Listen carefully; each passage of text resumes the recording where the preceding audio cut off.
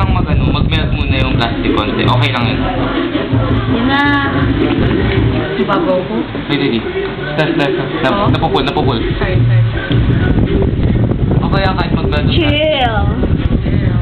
Hindi pantay, okay lang? Oo lang. Kaya nga nasabing di pantay, okay lang eh. Masarap maging baho. Masarap pa doon. Masarap mag-ganyan. Masarap maging mabaho. Kain ako yun.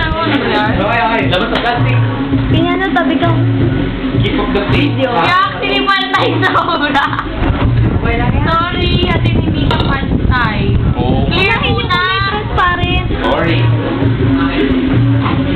Sana makita natin si Nasin. Miss Nasin. Sama sa Sir? Mr. Nasin. Ang babaw ng ginagawa ko, parang hirap na hirap pa ako.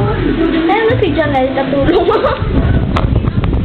Nagtatext na si Janelle. Sarap naman. Bilis! Ito na eh! Ano ba? Hoy! Yay! Oh! Mali! Tae! Yay! Anong sabihin mo? Ano reaction mo?